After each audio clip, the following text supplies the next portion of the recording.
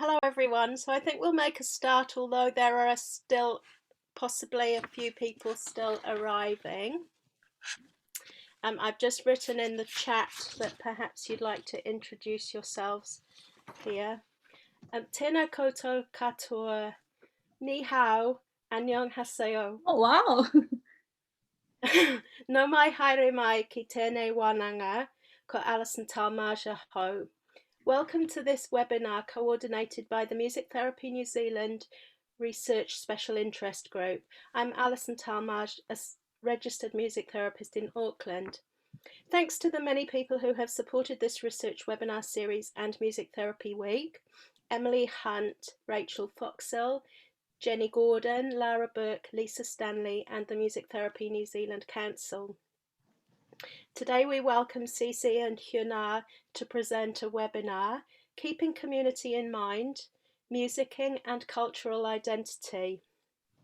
Cece was born in Dalian, a beautiful Chinese coastal city, where she started her musical journey, aged 4, singing in a children's choir, and later learning to play the pipa.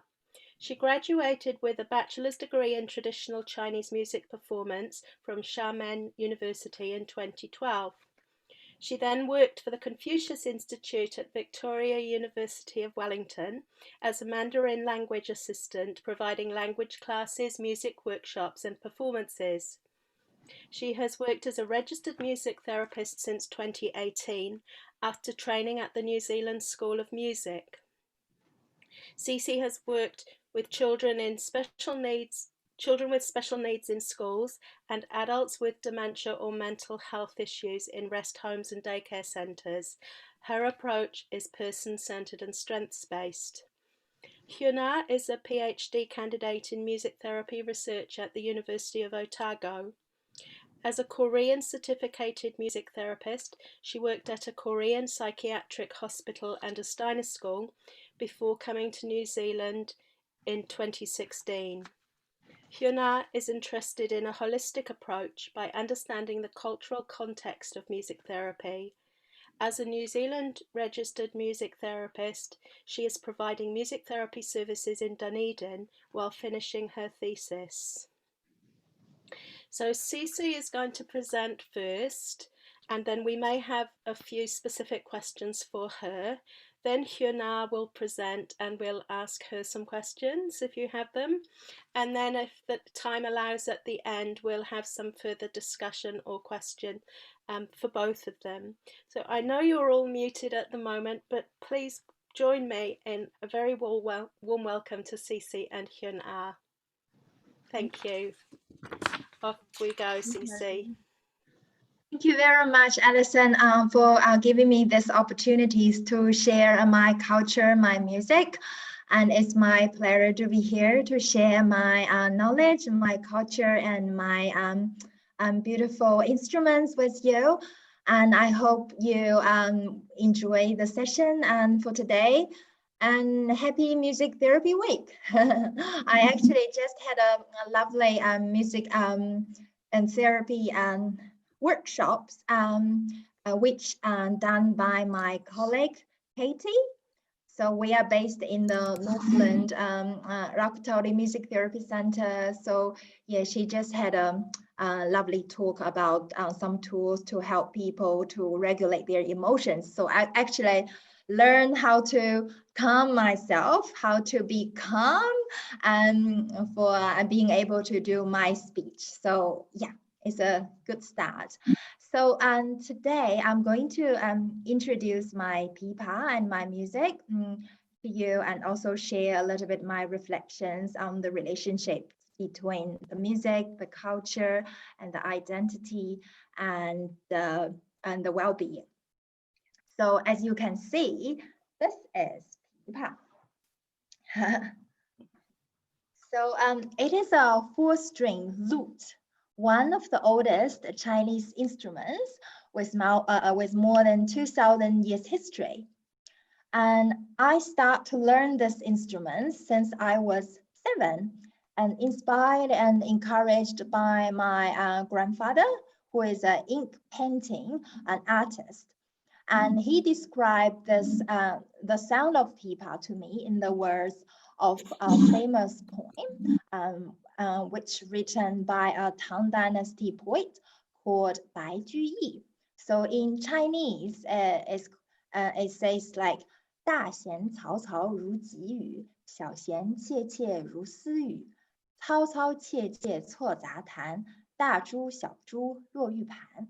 So in the translating to English, it means the bowstrings rattled like splatters of sudden rain, and the fine strings hummed like a lover's whispers. So the chattering and pattering and the pattering and chattering as pearls large and small on a jade platform. And so, yeah, because of my grandpa, I start to learn this instruments, and I still playing it, and it's been my best friend actually. And so I'm going to tell you a little bit more about this instruments, and I'm going to share a little PowerPoint with you. So it is an Asian instrument. Transferred from Persia, which is era in nowadays, and combined with another Chinese instruments. As you can see, the instruments on the left is called ran, and become the pear shape with 4 strings.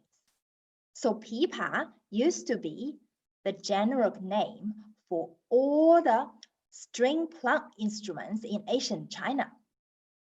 Around 5 centuries, oud and babet were introduced through Silk Road from Central Asia, play horizontally with wooden picks. And we call them hu pipa. So hu means instruments from overseas. So a fusion of the original pipa, which is the qin pipa, and the hu pipa took place, and the instruments become the pear-shaped pipa look like towards the middle of Tang Dynasty. So this is the Silk Road. Pipa originally is from Persia, as you can see. Right. So now I'm going to play a tune for you. And so this tune is called 高山流水. In English is high mountain and a flowing water. And hope you like it.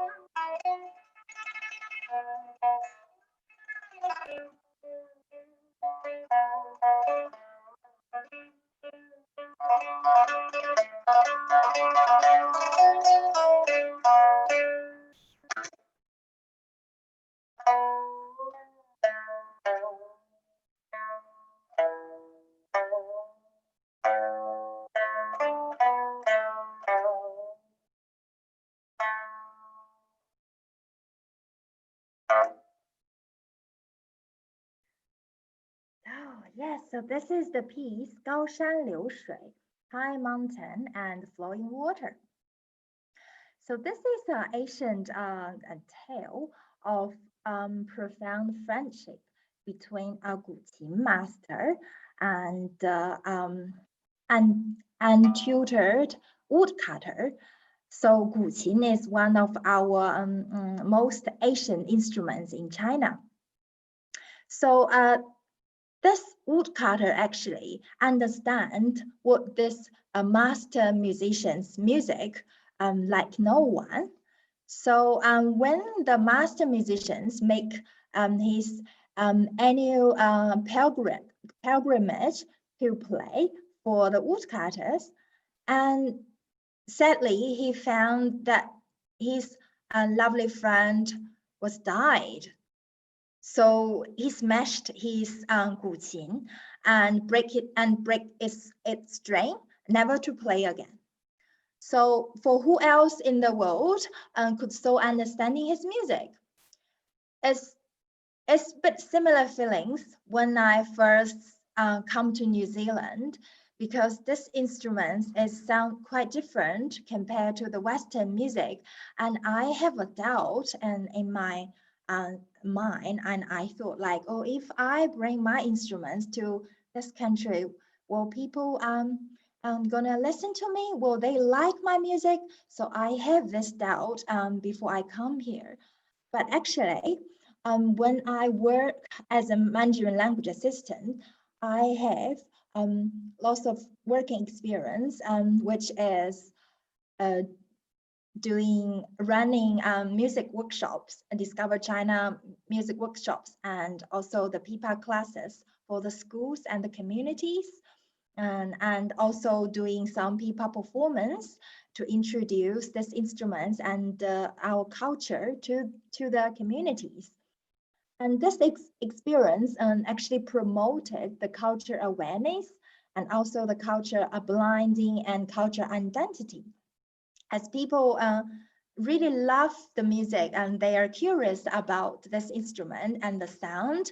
And I even had chance to have a band with the locals. We adapt some like Western music or Celtic music, English, or like New Zealand music. So yeah, this instrument is accepted quite well here, which let me feel I have my culture identity because of the acceptance, acknowledgement. And when I was doing my music therapy study here, and I have the same feelings, because the most like the basic instruments that we use in our sessions is the piano and the guitar and the ukulele. But when I first start to think if I can use these instruments in my sessions, I have this doubt too. But I did try to use my instruments to do some of my sessions, especially with my Asian groups. I had some working experience with elderly people in their rest homes. I play my pipa for them, and they usually select a song options and ask me to play, and or they will sing songs while I'm company with my instruments. So this experience also helped them to develop their social communications, also feel the cultural identity. I remembered one of my clients who is immigrated to New Zealand in her early years, said she felt really touched to listen to my music because it brought her memories back to her childhood and also make her feel homesick.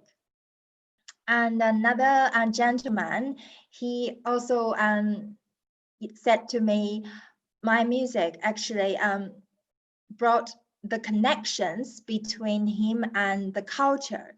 And he also feel quite touched to know someone who can speak Chinese language, also using the traditional Chinese instruments. So all this experience actually helped me to identify myself and also helped me to realize our culture actually is brings the uniqueness to the communities and also make people feel connected. And so, and also when we talk about well-beings, we think about when you do things that you really love, like I use my instruments in my music therapy sessions, or I use my music in my workshops, I feel really passionate and I feel really welcomed. And also because I was accepted and acknowledged, recognized, it helped me to boost my well-beings and also help to develop my clients' well-being. So because of the time, I thought I will play another song for you. And it's a lovely Awayata. It's called Ti Aloha. So I'm going to play on my pipa, and I'm going to invite you to sing along with me if you like to do it.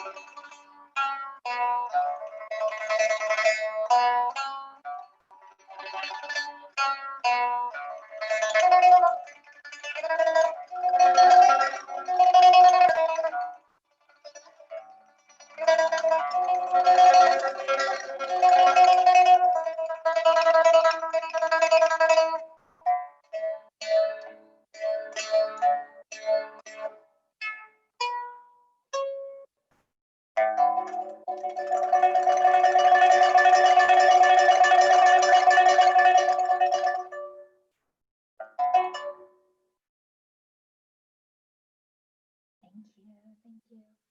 I think I just saw a question and so there's one question. Are there challenges working with different culture groups? How do you adapt according?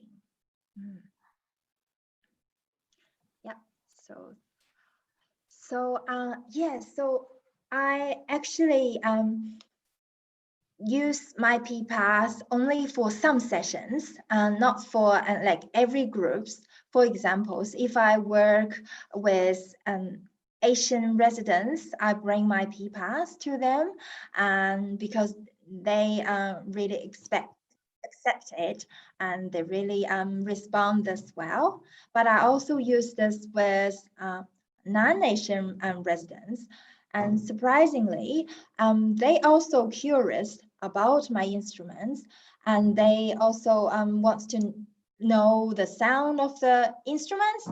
So instead of playing Chinese music on my instruments, I do lots of Western songs or the Maori songs or the songs and suits their cultures.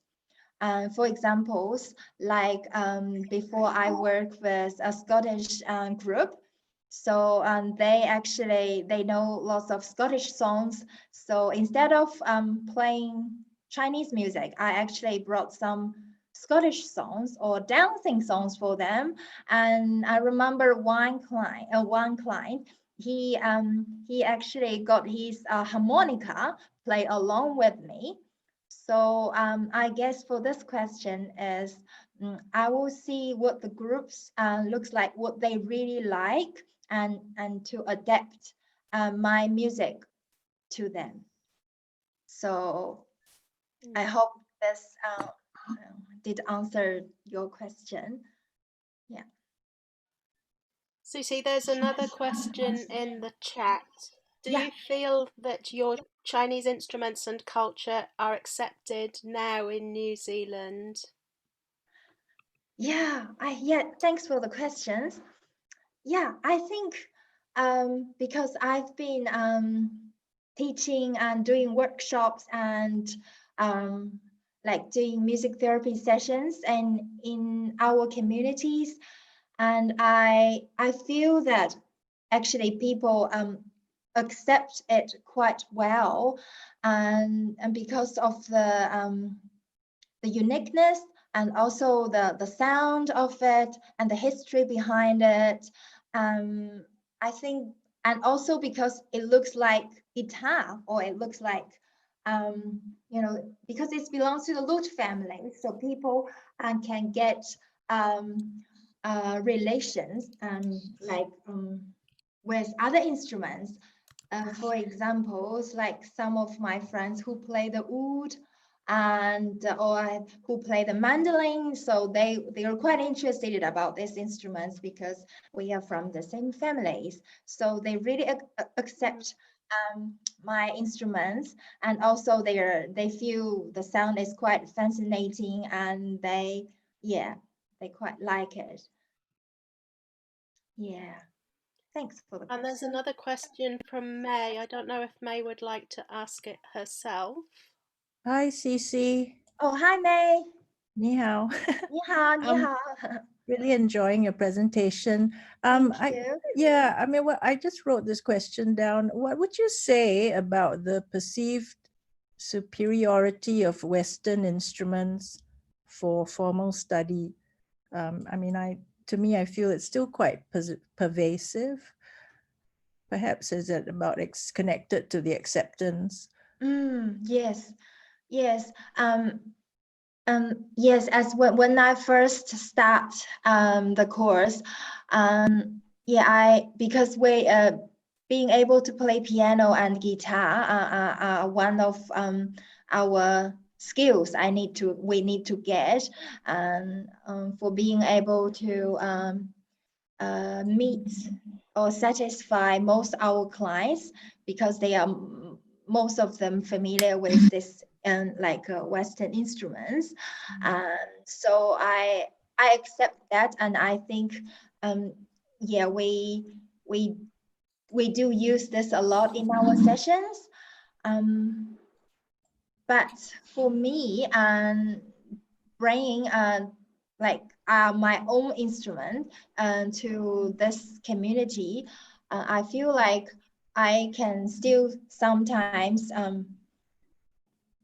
like use it to make in the different ways to communicate with people, not just with, for example, guitar or pianos. And yeah, is this the question that I answered? Is this the one you think is okay? Sorry, I'm not quite understand about. Can you say it in a simplified way? Yes. Thanks. No, it's just about, I think you did say it like there's, I guess, an expectation that you would know piano, guitar, or, the what I might say accepted classical Yeah. instruments, But I find it interesting too, your comment before about you said that people respond in quite unexpected ways to your instrument, and there's still, you know, connection, even though it could be something they've never heard before. Yeah, yes. Yes, it's quite And my husband Evan just said he cried when you played Te Aroha. Really? Oh, I'm so glad to hear it. Yeah, I think we could see this is the connections actually. No matter where this instruments come from, it's about the sound, it's about the aloha. We could all feel about it. Yeah. Oh, thanks for this comment. Thank you. Thank you, May. Thank you, Cece. Thank you So very shall we much. move on and ask Hyuna to present, and then we may come back to you as well, Cece, for some Sure. questions at the end. Yeah, Thank yeah, you yeah. very much Thank for you a very wonderful much. presentation. Thank you so much. So, thank you, Cece. Hyuna. So beautiful and impressive. Thank you very much. Thank you, Ali, for inviting us. And just I usually like to add this comment about May's question, that I think, in my opinion, we as a music therapist, we need to have something like medical pluralism to understand other culture. I don't know what you think. Okay, today I would like to share the story of Kayagum and one of the Kayagum music with you. The music I will play today is called Sanjo, which is a traditional musical genre as well as musical piece in Korea.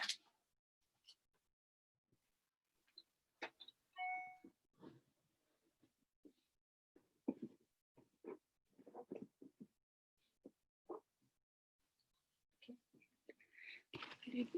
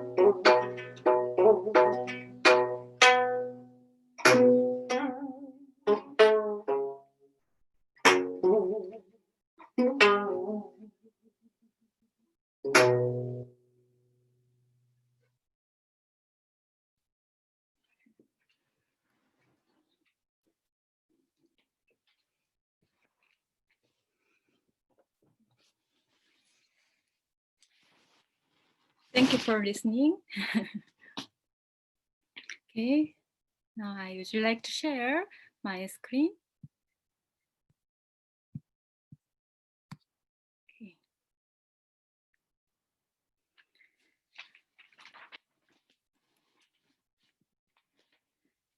What is 가야금?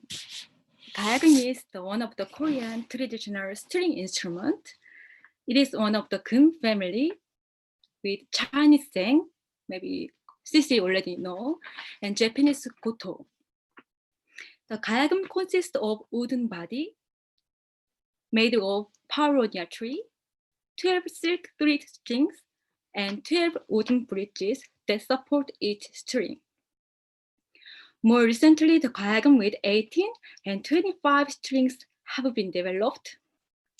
In North Korea, the 가야금 with 24 strings are popularly used.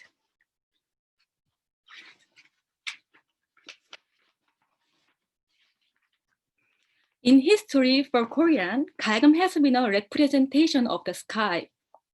According to 삼국사기, the classical book of the Three Kingdoms of Korea explain 가야금 as the top plate is round and the bottom plate is flat, imitating the round sky and the flat earth. The empty space between the top and bottom means the empty space between the sky and the earth. And the 12 strings refer to the 12 months of the year. In that manner, the melody of 가야금 becomes the harmony and the balance between the sky and the earth.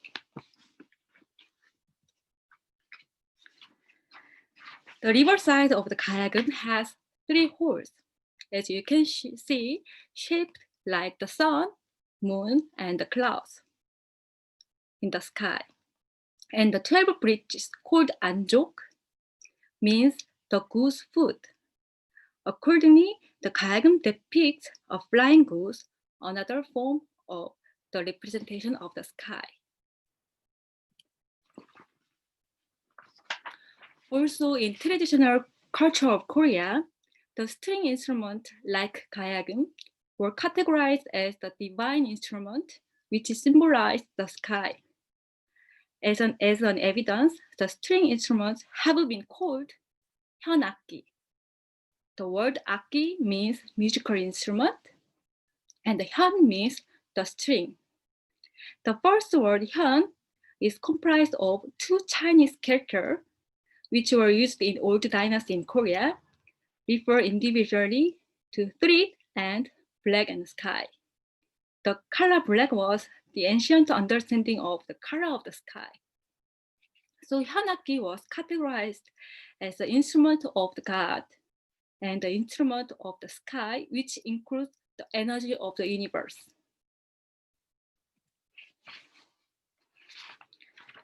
So we couldn't understand now.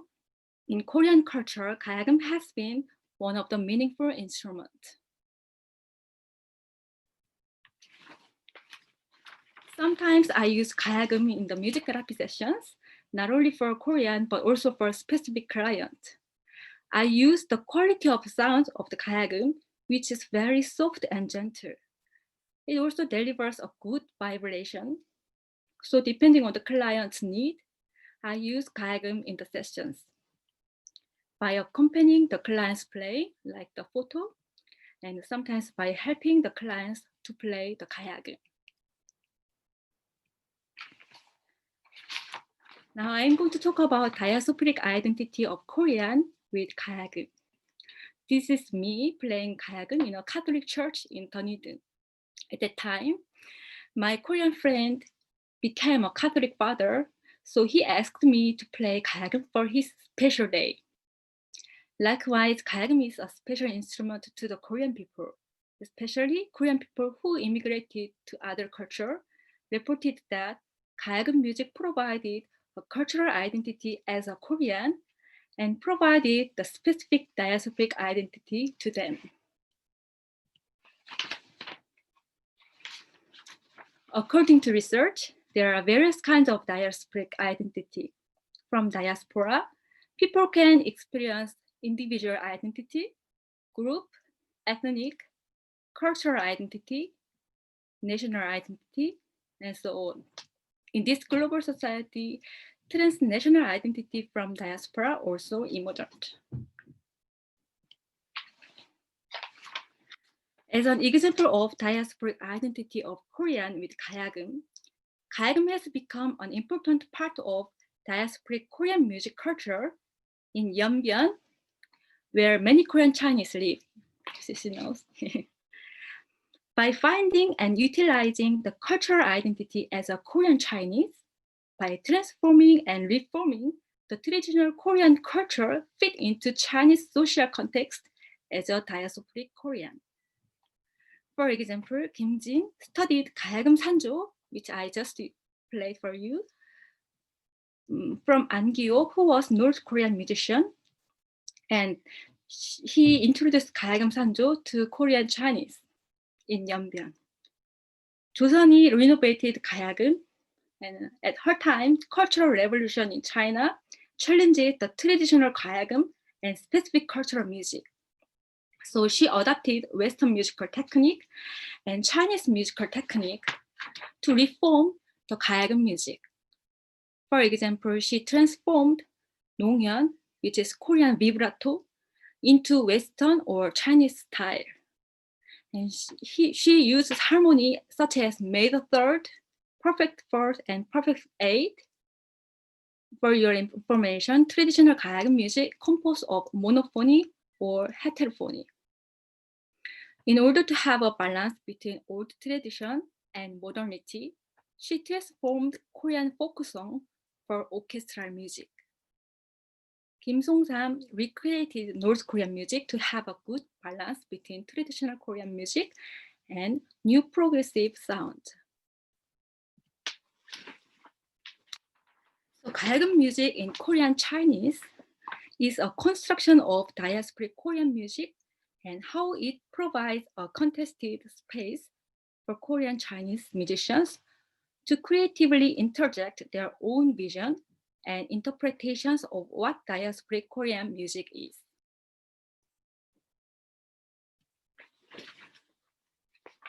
Lastly, I would like to introduce my pilot research of the diasporic meaning of 가야금 for Korean in Dunedin. They are the first generation of Korean immigrants who left South Korea and came here Dunedin. Here are the keywords, what they said after listening 가야금 music. I analyzed the result with the Buoyant tools. For the Korean people in Dunedin, 가야금 music was comfort as a home food, relaxation as my home, nostalgia, reminiscences, cultural identity as a Korean, the sense of relaxation, the relaxation from the tone itself, catharsis. Some of them said, my body instinctively feels the music. I want to share this feeling with people in other culture. The big words here are the ones that have been mentioned the most. And this is my end of my presentation. I hope you enjoyed it. And I finish my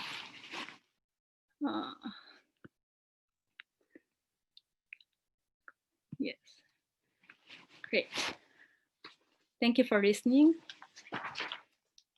Thank you. That's wonderful. Thank you you. very much. There's some lovely comments in the chat. There's a question from Sammy, and I'm just going to see whether they'll ask the question themselves. Sammy, you can speak.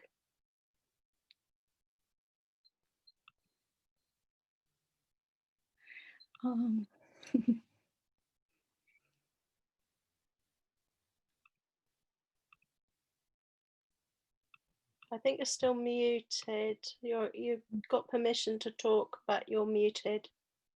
Or would you rather we ask the question? Hi, sorry, there's an issue with my phone. Sorry. There we are. Would you like to ask your question? Yeah, thanks for sharing. That was really, really interesting how like different culture instruments can be used, even help people connect with their identity. No, that it was just I think it was just a comment that I find it quite that instrument was quite similar to guzheng, and yeah, I think that was more of a comment than a question. But I think I guess what I wanted to ask was during you did the pilot research for mainly focused on the Korean groups, but are you planning to explore using this instrument and researching more into how it can be used across, like, cross-culturally with different groups? Yeah, that's very good question. Thank you for asking.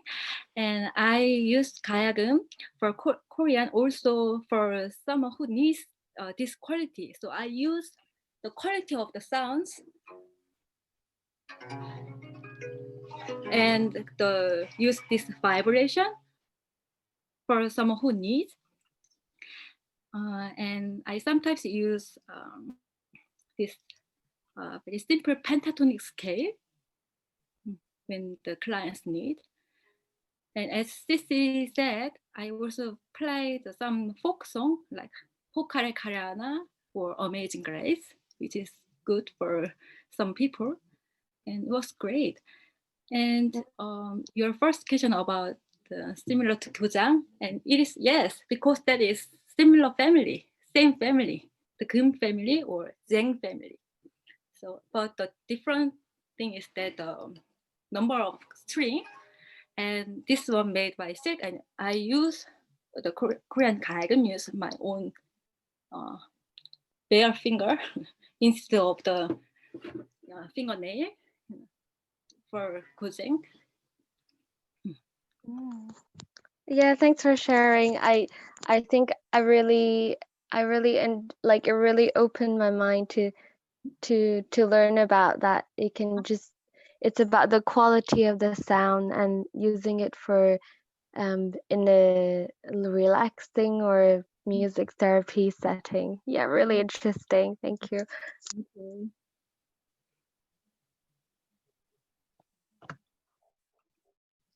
There's another question, and I thought the person who asked the question might ask it, but I can't find them on the list now, so we'll just read it out. What kind of patients or clients, Hyuna, specifically can respond to the sound of your instrument, perhaps depending on their different goals? Okay, so specifically, it was effective for someone who need relaxation, who feel anxiety, who feel breathe. Because as people also do that, Asian music, most of Asian music have used breathe instead of the exact rhythm. We use breathe in the music and help them to breathe together. Yeah. And I have a question for both of you, which is about the pandemic and how music might have helped you and your clients during the pandemic, either because of being away from home or during lockdown, have you worked with clients online? You first or okay. Sometimes I play for Korean clients instead of New Zealand client because I work for someone who are in residential house. So it was impossible to go there, and online was not good for them because I have some hardship to connect the Zoom session. So instead of doing music therapy session for people who are in Dunedin, I actually did music therapy session for people who are in Korea. Oh. It was interesting time. And Cece, how about you? So during lockdown, actually, yes, I did lots of music practice and at home, and because I also have two flatmates, and sometimes we interact. So one of my flatmate will play a song or ukulele, always sing, and I'll play my pipa. And because most of my clients that I work with and that I bring my pipa to share with is elderly people. So during lockdown, I actually did create my own channel, and I did record some of my music and then put it online and send the links to them to have a look. So they could listen to my music, or they could interact with some of the songs that I brought it up. And also I get chance to do few group sessions online, but I didn't use my pipa for this time. So I did use the guitar because it's more easy for me to interact with the clients. But I did one session with Sophie, another music therapist. So we had this musicking and culture and sharing together with the clients. So I did share my pipa music and also create therapeutic sound making journey with the attendance. So yeah, I think, yeah, like I do feel being able to playing my music and during lockdown is really important for my self well-beings, and also be able to share my music with others to make the connections. Thank you. There is one other question which Hyuna has answered in writing, but not everybody can see that. But Chris just asked Hyuna whether you can play Western pop music on your instrument. Yes, I can play, but for the pop music, which has many different kind of musical elements, I use 25 strings 가야금 instead of this 12 strings 가야금. So 25 strings kind of reformed version of 가야금.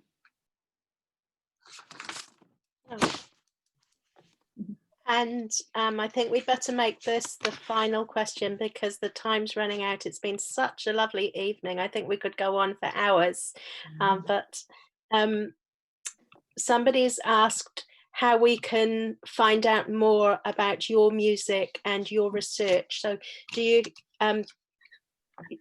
Cece, you mentioned your YouTube channel, but is that just private for your clients, or do you have a website? Or Hyuna, where are you publishing your research?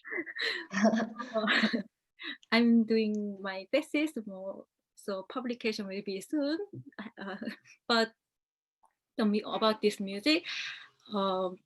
Few weeks ago, I did storytelling, traditional Korean story with my 가야금. So will be on YouTube soon.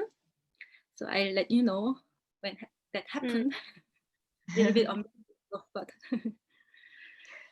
So Great, we look forward to that. and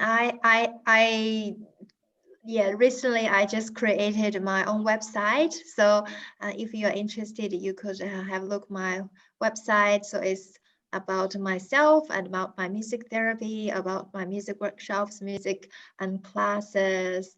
So I will type my website down here to you. So it's oops. So they are all in small letters. We can also send it to everybody afterwards because we have yeah. email addresses for people who registered. Yeah. Yeah, so yeah, I sometimes just update some information on my website. For example, like what workshop I did or what performance I did, and yeah. But I did delete some of the videos that I I did in during lockdown, because when I look back, I feel like, oh, I could do it better. So I actually delete some of my videos, but there's still a few videos there, and you could see one of it is I'm playing Pakari Kariana on my pipa, and yeah. Oh, that's wonderful. We'll look forward to that. I'd also just like to let everybody know that you've both contributed to a journal article about our experiences during the pandemic, and we expect that to be published in December online and hard copies for members of Music Therapy New Zealand. So I hope we'll hear more from you in the future. It's been a wonderful evening, perhaps at the next Music Therapy Symposium in Christchurch next year, or another of these events next time we have a series. There are lots of thank yous in the chat if you have a little look, and thank you also to people who've attended tonight. This has been recorded, and thank you Hyuna and Cece for agreeing to be recorded and for us to keep this as a resource. So that will be available from Music Therapy New Zealand in due course. So I can't ask everybody to join me loudly in clapping, but on their behalf, thank you very much for a wonderful evening. Very worthwhile. I've learned a lot, and I'm sure others have too. Thank you very much. Have a great music therapy week, everybody. Thank you very much, Alison. Bye-bye. Lovely to meet you, Yunan. Cece. Bye. Bye.